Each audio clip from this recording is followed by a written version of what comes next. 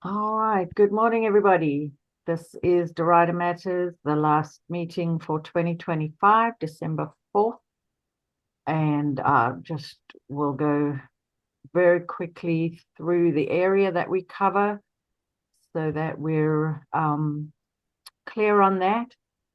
Roughly bounded by 77 in the west, 85 in the south, and then WT Harris Boulevard kind of completing that shape. Yeah. And we focus mostly on downtown Derita, but of course all of the land use and other issues in this broader area. That's a Google Maps view of the same area just to show the scale of it. It's about a 2.5 mile radius from the center of downtown Derita at Mallard Creek and Sugar Creek. About a 2.5 mile radius. That's the Quality of Life Explorer site. The city and the Urban Land Institute, I believe, compiles all this data, and it's a great place to dig down to see how things are changing and trending, etc. in the area. Everything from employment to school truancy, and housing, of course, rental versus ownership. I mean, lots and lots of data. Just a summary of the area. I'll have to update this for 2026, but this is not much has changed. Our county commission will be coming up for elections next year, but city council is pretty much the same. And none of the other things have changed much. Hidden Valley now has a new fire station, 45, and so fire station 22, I think perhaps their region is a little bit reduced, which they needed. But otherwise, no changes. I've got the 2026 meeting schedule up for next year. First one will be on January 8th, given that the first Thursday is on the 1st. And yeah, we'll go from there. We'll hold in-person meetings as needed. And if there is any desire for an in-person meeting, please let me know and we can pull something together. Unfortunately, there will be no holiday party. I'm sorry, I ran out of capacity to pull that together, and I'm sorry about that. But I do wish you all happy holidays, Merry Christmas and all that, and thank you for always showing up. Okay, let's just quickly do some introductions, and then I will hand it over to Collin, who's going to present about their rezoning petition. And I will just call on you. I think I just have, no, I have two fellow board members on the call. So let me go to Mel Renner.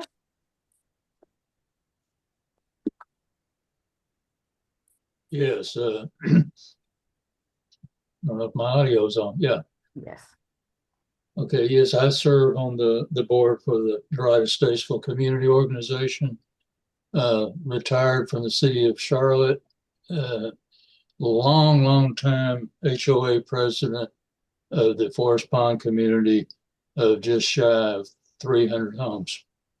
And that's pretty much it. Awesome. Thank you.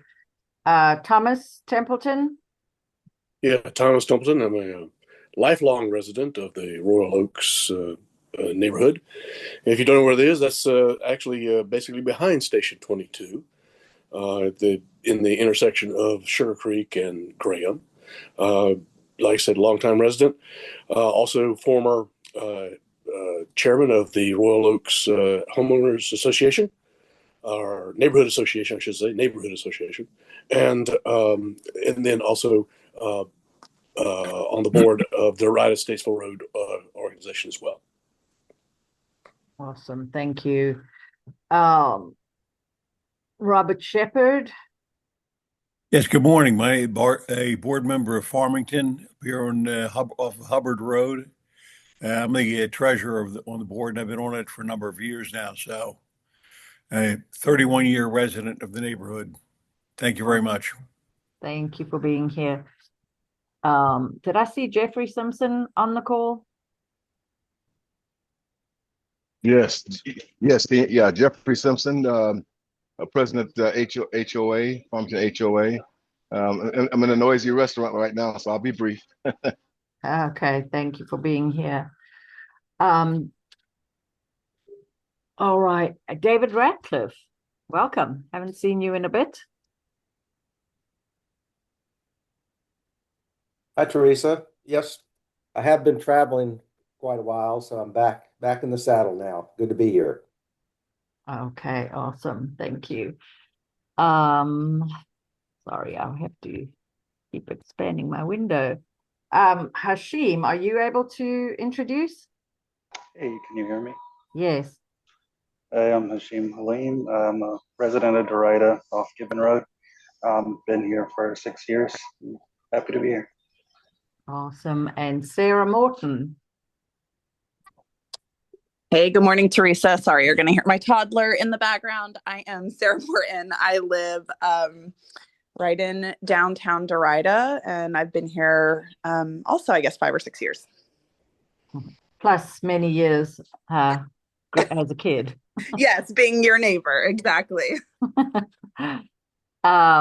Jennifer?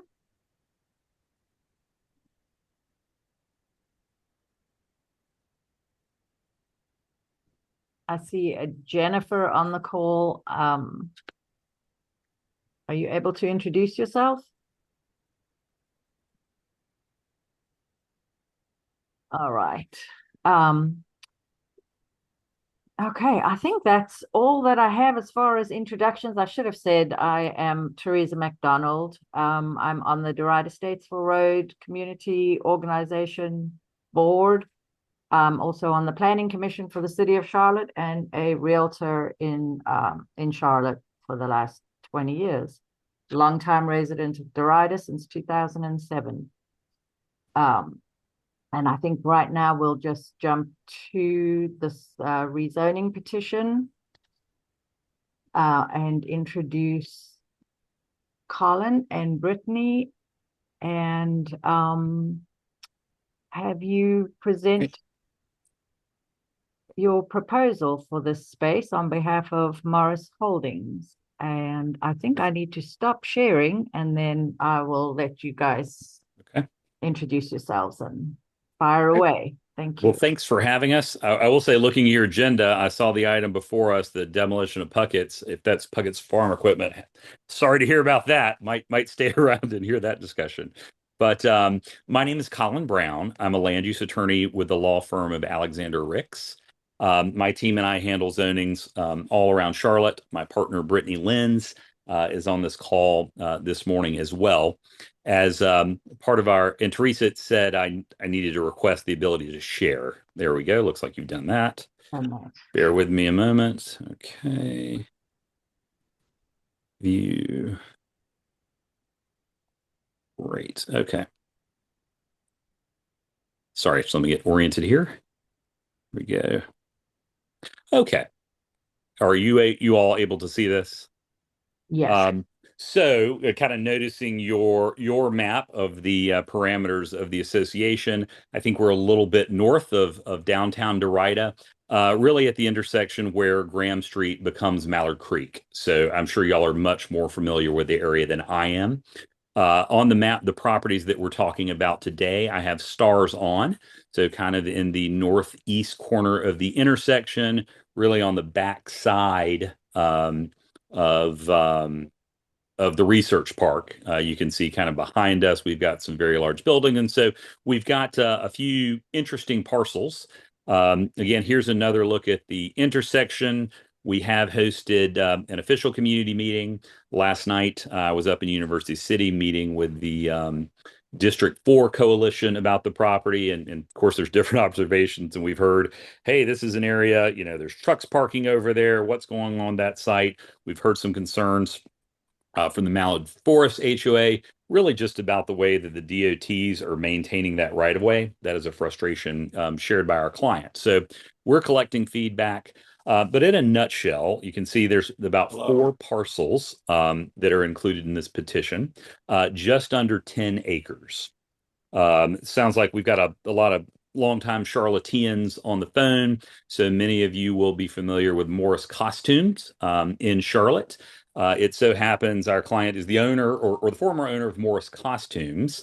And this large kind of industrial looking facility behind the site is one of their warehouse locations. And so that is called Morris Estate Drive. And so the properties that we're talking about now, these 4, are kind of a remainder of the family's holdings in the area. And, at the time they held it, they did not know how this would develop out, whether this would continue to be more industrial, commercial, large scale development. As you probably know, I guess to the north and east of the site now where my cursor is floating, there has recently been developed a townhome development. I think it is a D.R. Horton was the home builder developed that. So that's really kind of boxed these parcels in. So I think once that became residential, that maybe sealed the fate of his 4 remaining parcels here, that was probably not going to become, major industrial sandwich now between lower density residential. And I think we have some condos to the south. So this left, kind of the family deciding, well, what do we do with this property? They came to us to evaluate it. I'm showing you on the screen now. This is the current zoning map of the property. You can see there's a lot of things going on. This is, kind of much these middle pieces. So our properties are here. We've got 2 different zonings. The property at the intersection has an RE3. That's the research district in Charlotte, which allows a lot of the big buildings that you would see in the center of the research campus, but more kind of commercial campus feel. The part to the north, this sliver here, of course, is zoned N1A. That is Charlotte's least intensive zoning district, which is intended for low density residential. Then you can see around us, we have I2CD. This is the traditional Morris family holding for that large warehouse back there that has Charlotte's heaviest industrial district, I2. I mentioned the D.R. Horton development. The zoning here, that's an R8MF. That under our old ordinance stood for residential, 8 units per acre, kind of multifamily, with a conditional plan. And then to the south of us, the zoning is N2B. That's neighborhood 2B, which is appropriate for higher density. Kind of can do. I know there's condos now, but that kind of fits in. It could accommodate apartments, so it's a higher density. Across the street, we've got more traditional single-family neighborhoods. So we kind of have the last pieces of this puzzle. Everything around it has developed, and we got really a variety of things going on. We've got the heaviest industrial zoning here. We've got light residential across the street, and to the north and south, we have higher density. And again, on our site, we've got 2 different zonings, which don't work. So we have to figure out something that works. So as we've talked to the family, we did look at what does the 2040 plan call for. Teresa mentioned that's being updated. I think the maps for this area weren't quite yet approved, but if we look at what I would call what does the land use map recommend? You see our sites here in the middle, a bit of the donut hole. Most of the stuff, this kind of yellow area, the yellow tan, that's saying should be low density residential. It's saying our site should be low density residential. Which is a little puzzling because if you look around our site, we've got high density residential here, high density residential here, and industrial behind us. Yet for some reason, the city's recommendation is that this be the lowest residential. So we're having to go back and forth on that. We've met with the city staff to talk about it and said, hey guys, look, we've got higher intensity all around us. Do you really think this would be single family homes in here? And staff kind of said, no, we do think N1 is right. The N1 place type, which is what we're recommended, and part of our site is currently zoned. It does allow, it kind of envisions, as y'all probably know, our new UDO, there's no zoning district that's single family only. So even our N1 allows attached housing. It does allow single family homes. It also allows duplexes, triplexes. And the plan says that it can accommodate townhomes up to 4 to 6 units per acre. What we know is that in one district, it's just not flexible and doesn't really work for townhomes. So we've talked to staff and we've said, look, your recommendation is for low density. I'll admit, I think when our client called us, his question was, could we do apartments here? And our feedback was, there's just so much multifamily, in District 4, there's a real fatigue for that. Could you do lower density, single family homes, even if they're attached like townhomes? And so the family ownership said, yeah, we can see if that works. So that's the conversation that we've had with the city, is to keep the density low, but we would need the flexibility to do. Really, this is calling for townhomes in our mind. To be honest with you, it is impossible to develop new single family homes in Charlotte for really less than $750,000. The new housing that's being built, and my team and I do 40 to 50 rezonings in Charlotte a year, and almost all the new housing coming online is some sort of attached housing, townhome style housing. So that's the conversation that we had with the city staff. We said, look, we got townhomes to the north of us. We've got, condos to the south of us. We've got to talk about, some sort of housing that actually would function in the market. And so they said, okay, we'll consider that. So this is our rezoning plan. We're proposing a conditional zoning. And I will say, a lot of times during rezonings, I represent the builder, and the builder knows exactly what he's going to build. In this case, I do not. I represent a longtime property owner that has owned, this property in the family. And so his point is, well, I need to have zoning so I can talk to potential buyers. So he would not ultimately build homes on this site, but is in conversations with home builders to talk about what they would need. And so that has led us to what I've got on the screen now. This is our conditional zoning plan. So we are talking about rezoning to the N2A district. If you look up N2 in the ordinance, it'll tell you, oh, that could be apartments. It could be all these things. That it is true. It would allow that, but we're not seeking that. We're seeking N2 for a townhome development. We have written conditions that would say townhomes. It would limit the number. So the conditions we're working on here, basically we would have a street layout that we would insert. So new public streets here, we would be stubbing to an existing stub at that neighborhood to the north, coming through, ending this up here. Our current plan calls for up to 85 townhome units. The city of Charlotte doesn't like to have these buildings with 6, 7, 8, townhome units in one building. So we've committed to limit that to a 5 townhome per building maximum. We've located our tree safe buffer area kind of to the rear of the site to buffer from our nearest neighbors. We've got commitments to amenitize open space.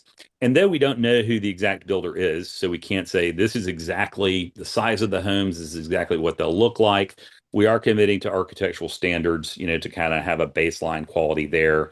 No vinyl siding, have some standards for some architectural standards. Here's a look at those. If you were to pull up our zoning petition, you would see a couple pages of written standards.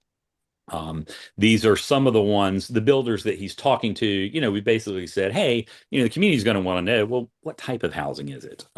We're not allowed. It is not legal for us to say a home will cost a certain amount, but we can insert some standards. And so again, we've got a no vinyl provision. We've limited the number of units per building.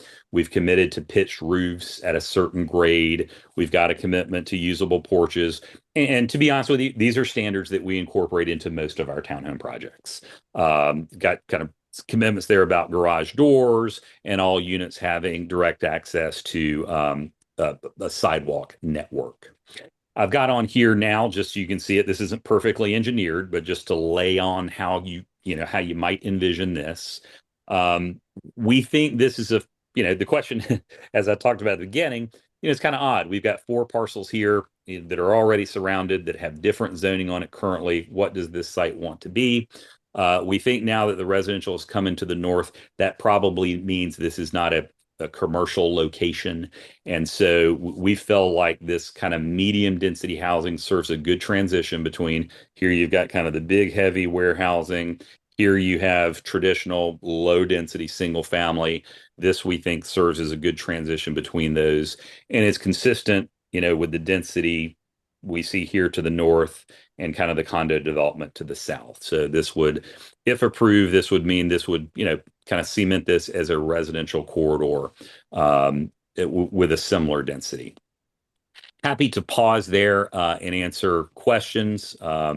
We did get some, I'm happy to share feedback we've gotten from others, but I've talked for a bit, so I'll take a breath and see if you guys have any questions you'd like to start with.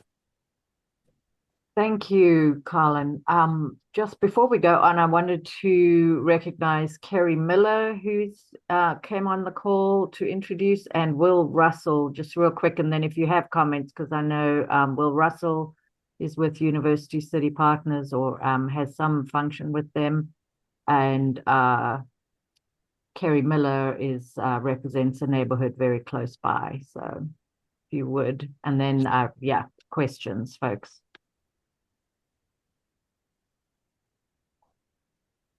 Thanks, Teresa. I'm sorry. Go ahead. Kerry, go ahead. Okay, yeah. I'm just wanting to say good morning, and I wanted to introduce myself. I'm Kerry Miller. I am on the HOA board at Avalon at Mallard Creek. So we are located about maybe a mile down the street from this site. I'm really interested to see how this transpires. The neighborhood is growing. The community is growing. And it is exciting to hear that there won't be, these are non-vinyl townhomes. At least that's what's being pitched. So I'm happy to be here, and I'll hold questions for later. All right. Will, are you able to introduce yourself, Will Russell? Yes. Hi, Will Russell. I am here. I am on the planning commission with Teresa, and I've been working in this area for about a decade, talking about land use and rezoning and development, specifically in Prosperity Village, which is off of 485, just north of you guys. So thank you for having me. Awesome. Thank you. Anybody got any questions for Collin? I have an inquiry. Yes, Mel. In a prior screen, you showed that a portion of this property included the parcel directly across the street. And it's our organization, I don't know if you can find the screen. Right, that one, yeah. The light blue area there, that little parcel across from Mallard Creek, ever since the tie-in of the new North Graham extension, we have envisioned that area to be a park for the area. I'm just curious if, since this seems to be included in the parcel we're talking, the entire, is that part of the family ownership or not? I don't think so. So the red line is outlining what's included in our rezoning. So that's our property. It does look, this shading, that means that this area I think you're talking about here, yes, that means that that's a zoning line, which shows that it has the RE3. I will say at our community meeting, the neighbors in this area, I think that they were most interested. I think that was, and you might be the one that has the experience with the city. I think some right-of-way acquisition, was done for some improvements, and there's some remainder tracks out there. So that is not included, this parcel here is not included in our petition. Here it is. I think it's NCDOT controlled. I'm not positive on that. Yeah, it is. It's NCDOT remainder land from the North Graham Street extension.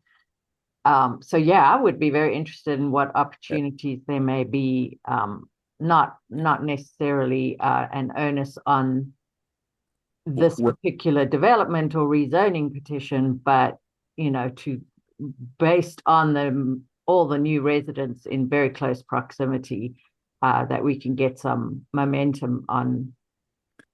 Well, ownership team, the family was on our call, on our official meeting call, and I think the president of this HOA here was just saying, hey, this has been very poorly maintained. And I think she thought that, as you may have, that the family owned this parcel and was not maintaining it.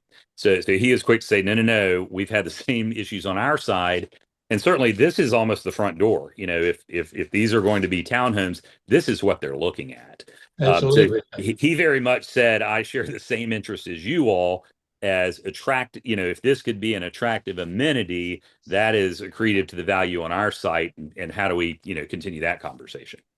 Yes, well, I would love to know how we can advocate for that. We have, I believe the city and NCDOT are open to it. We had discussions years ago about that piece, because it's also kind of a gateway into downtown Derita. I mean, Sure. and all of this is pretty walkable now. There's great sidewalks, great bike lanes, and it's very well connected. We also have that huge park. I don't know, one of your slides does show the proposed, the future park, Adobe. I see they've given it a name now of Adobe Spring Park.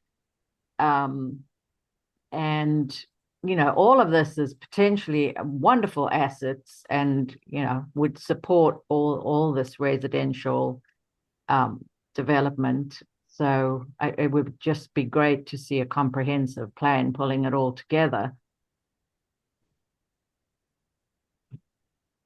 But not necessarily, the onus on this particular petition or property owner. Thomas, I see your hand up. Yeah, a couple of questions. I noticed from the map that it looks like the rear of the property where you're talking about the tree save, there seems to be a creek that runs right adjacent to the back of the property. Is that correct? Trying to find the best visual. I think that is a low area. Let's see if I've got one that's better. Yeah, the white line there. Oh, here, yes. Okay, so that requires some sort of remediation so that you don't affect that creek bed. Most of the goal is to stay away from it. And so on this map here, I'll say the gray areas, everything that's kind of covered is part of the property.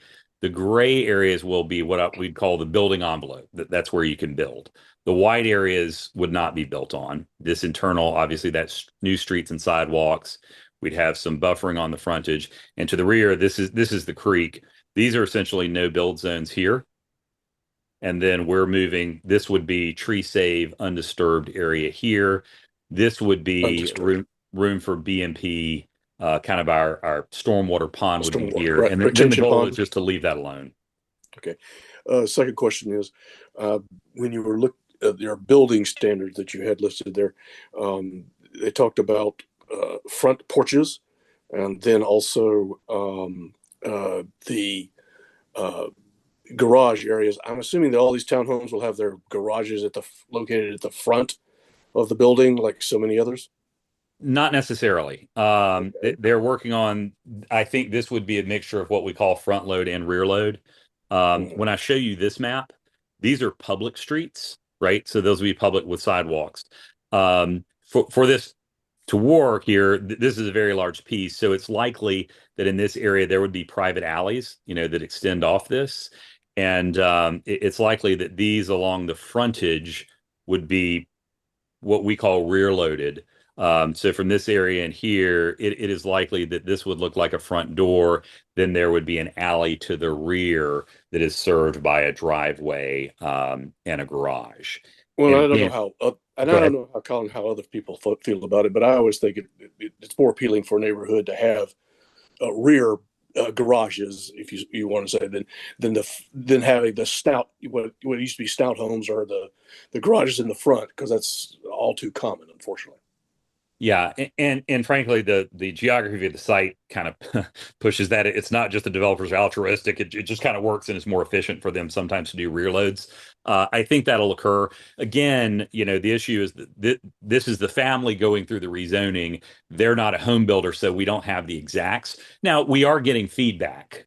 He's talking to home builders and making sure, hey, if we get it approved like this, does this work financially? That's the feedback that we're getting, that this would probably be a mixture of front loads and rear loads. the property here to the north of us, or that has been developed, these are all front loads. I don't know, they're not snail houses, but they're all front loaded. The geography here is just different. This lined up because everything can front a street. Here, there's not enough room to put in a street, so there will be some alleys in here, and the alleys then let you face homes towards the street because they're the alley loads from the rear. Now, they won't all be alley loaded, but based on the layout, this would have a mixture of front loads and alley loads. Right. And just lastly, the comments were being made about that triangle of land there. Obviously, the difficulty being that it takes, there's a park going to be nearby your location there, but it takes the city, the county so long to actually develop parkland. You would think that if you guys could help push for that triangle land to be something else faster, obviously that would be a big help to the community.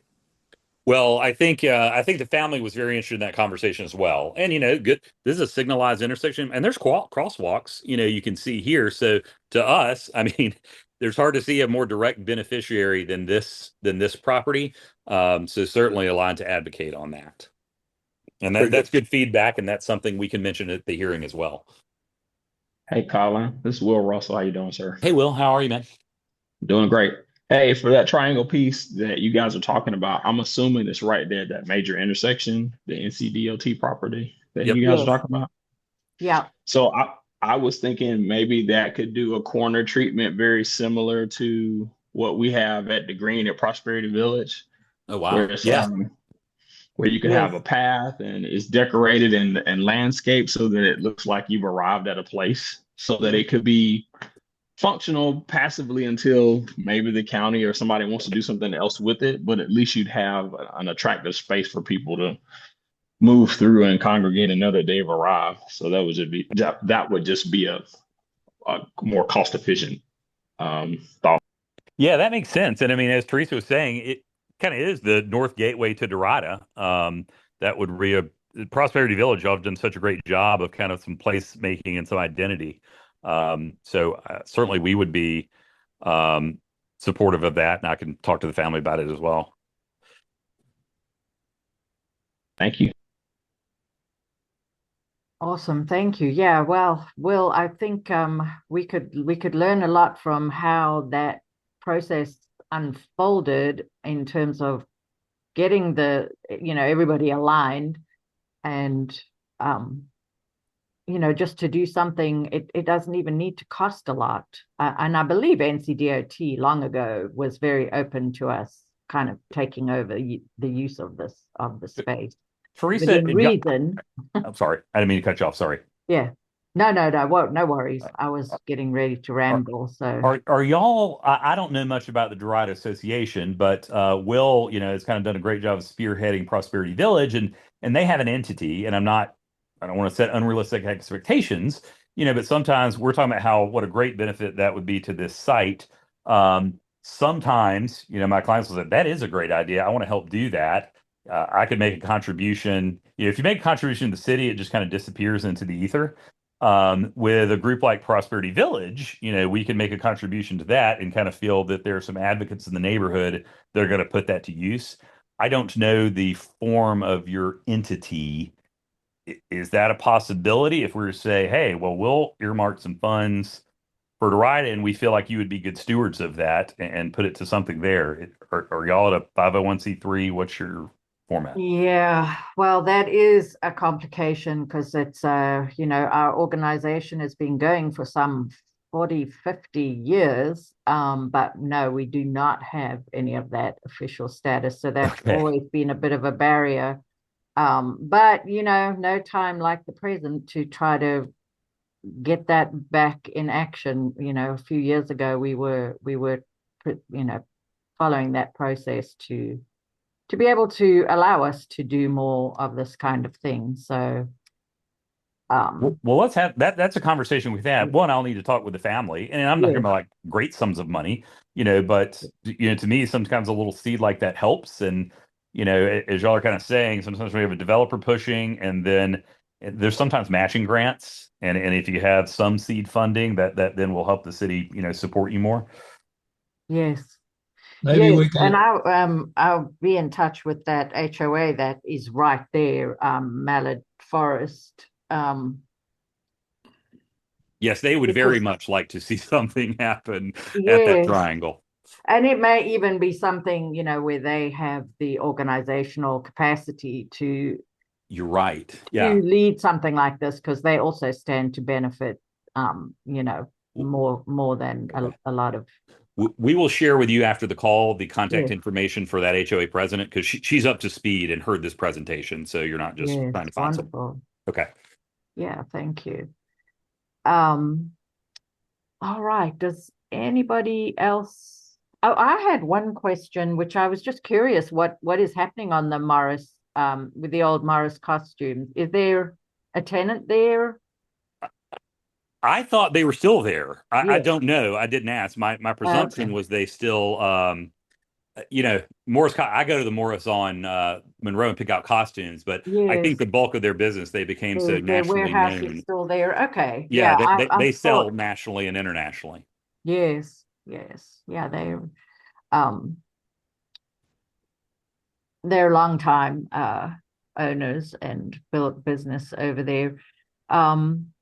Yeah, if nobody else has anything more on this particular petition, I would just say I think it's very appropriate for that site, townhomes, and it does sound like with the architectural standards being written into the rezoning, um, it would be a very nice looking product. And even having the rear loaded garage, that's perceived as a realtor. I know that's, it's a better, superior product.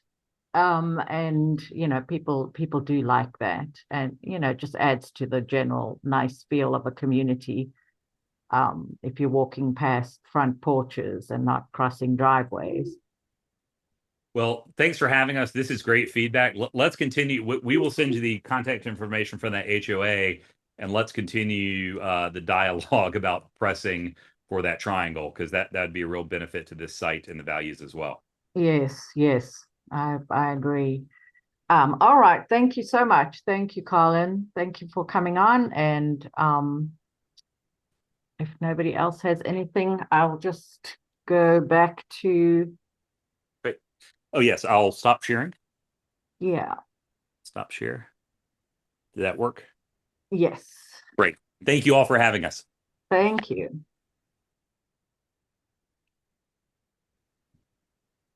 All right, folks, I don't have much more to go over, but of course you will have seen that the construction started at the Puckett site, starting with the demolition. I'm going to see if I can play the short video that Mel took, just so we can have a moment of silence. I don't know if it will work though. I haven't tested this. Oh dear. Looks like I can't select that video. No, so sorry. I should have queued this up and I just ran out of time, but I have shared it on it's on our YouTube channel, the demolition of Puckett's, and yeah, it's a major milestone for this area, bittersweet as I say anyway. yes, for what it's worth, my video is about 53 seconds. I know. And Well, I made 2 or 3 trips to finally witness the sad demolition of buckets. And sorry to see that go. I know this is price of progress, I suppose, but anyway, check it out if you get a chance. yeah, thank you. I'll may be able to figure out how to play it for you guys. And so the construction is going on over there. We did have the Joseph Cass from LHE Inc., who's developing this apartment complex, on last month's meeting. So you can always go back and look at that and just see the timelines, etc. But that is underway. The other thing I just wanted to mention, and Collin went over this a little bit, the community area plans that we have all, I think pretty much everyone on this call has attended a meeting and provided input, and really we've been involved in the 2040 plan since I think it was 2019 or earlier, when the city was first soliciting input, community input, and we had an event at the Robinson House. You folks remember. So it leaves me a little puzzled why City Council delayed approving the plans. I don't, you can go and watch the meeting and try to understand their thinking. But we're part of North, Middle, and Outer, and that community area plan was one of 7 that did not get adopted or approved by City Council. So it's a delay, and my understanding is that they wanted more community input, I think. And Will, please chime in if you have some better understanding. The only concern I have is that we don't have this extra layer of guidance for us on zoning committee, for staff, for City Council when they make their decisions, for rezonings, etc. in this whole area, North, Middle, and Outer. Which I guess, does that include Prosperity Village, Will, or are you in? No, it does. We're in North, Middle, and Outer along with Derita. Yeah. So I think for this though, not to be blunt, but the issue with City Council is they just frankly don't understand this plan or how things get built in the city. And so there's been a bunch of confusion about community input and development and being all of the negative connotations that come with growth.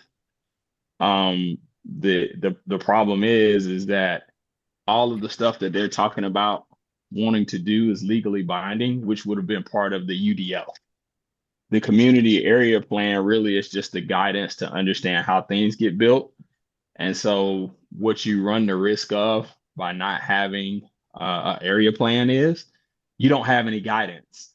So if somebody wants to come in and build something that's counter to the area, there's nothing for anybody to point to say you shouldn't do that. And it could be if a developer or somebody wanted to challenge that for their rezoning, they very well could, because the city doesn't have a legal leg to stand on. The other part is the city has only approved half of these plans. So the northern and western parts of the city pretty much don't have any guidance, but the rest of the city does. So that's going to cause even more of a hiccup if they don't get that resolved in a timely fashion. You're going to end up with a city that has 2 different looks and feels to it. So it really is more of an issue than people think. And they just really need to get the plans passed so that things can be more uniform throughout the city. Yeah, and it may be, now I know a lot of Derita that falls into North, Middle, and Outer. Our representative is Malcolm Graham, and I'm pretty sure he was not, and I didn't watch the final vote actually, but I think he was just as puzzled as we are that that they were not ready to approve North, Middle, and Outer, which is his district, or a lot of that is in his district. But I would say reaching out to the at-large members, and I think Victoria Watlington led led up the committee that kind of looked into all the plans and made this decision to propose that 7 get accepted and 7 get delayed. There are 14 total areas. So reaching out to the city council, writing to them and urging them to not leave us behind, because the irony is the 7 plans that were not adopted actually have the most potential development area, as far as I know, and the most potential for radical change, because the more wealthy, more established areas, their plans were adopted and approved, and they have that guidance, and our area does not. So I would just urge everyone, I'll try to send something out in an email so that we can perhaps get them to come back to this in a much more timely fashion. I don't know, since we've all been involved in the community input for years, it's more frustrating, I guess, to hear that there hasn't been enough community input, or if that was the motivation. I'm just going to check the chat real quick. And then I should also say I do have a hard stop at 10, so I'm sorry about that. Yes, thank you. Who's that?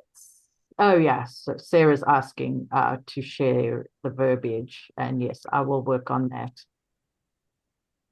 Well, Teresa, I mean, once again, it's part and parcel of the way the city has viewed this area, and also probably also the western portion of the city and the county as well. We just don't get proper consideration, I don't think, out of the city for anything.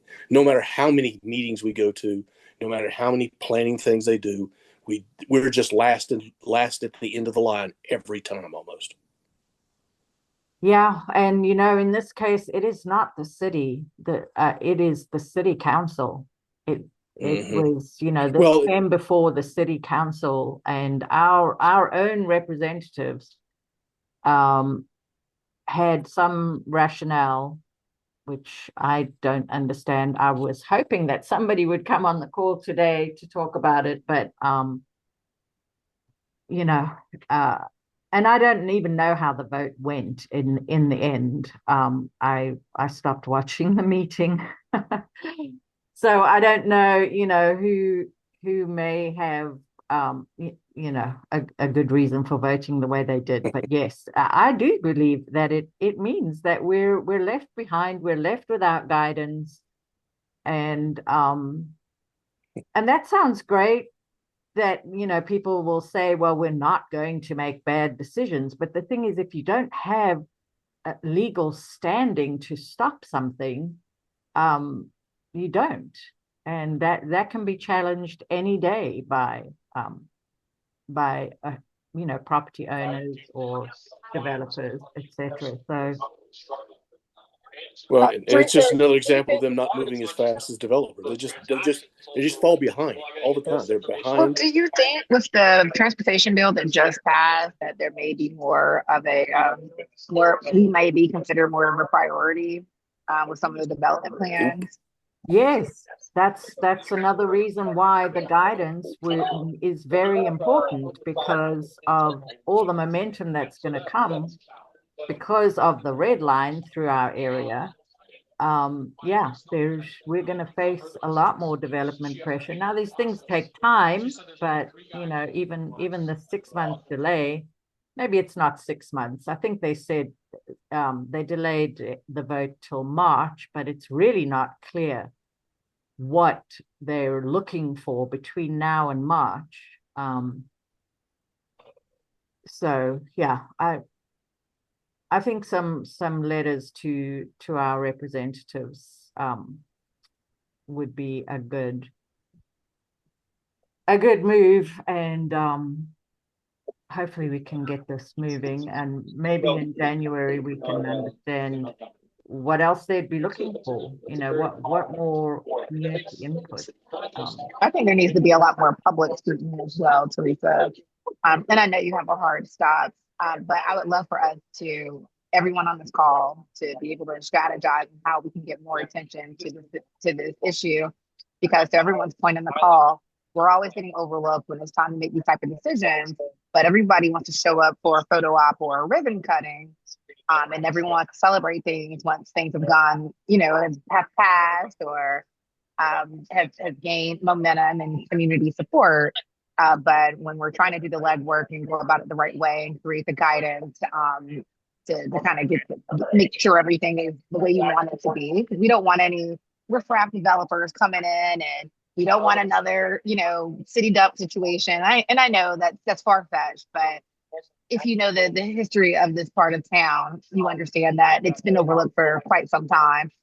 And someone mentioned the west side of Charlotte, they're getting all the bells and whistles. And I just want us to be able to get a piece of that pie. So I want everyone to really consider making sure that if we do send letters and we do make a hoopla about this, it is very public, and it definitely puts the accountability back on the representatives. Yeah. Hey, Teresa, this is Will. Yeah. I would volunteer to help with that that public outreach, as Carrie has mentioned. Even though I don't live in the area, I've done this before, so please include me if you guys are going to do some kind of public push on it. Yes, thank you.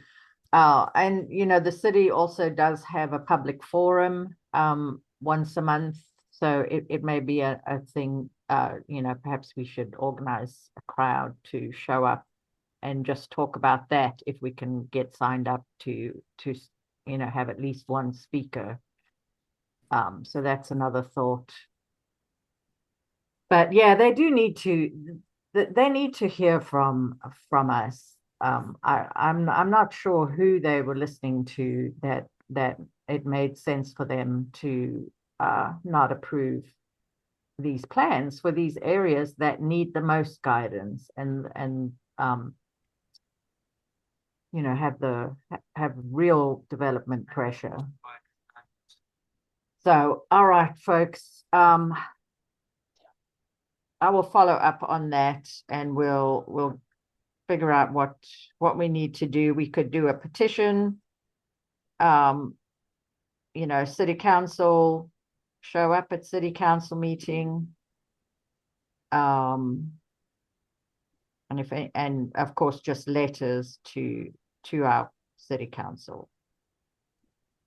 And I'll try to put together an email on that so that we know kind of who to approach on city council, whose votes we could change. So our leaders inquiry, are the leaders with UNCC on board with the 2040 plan?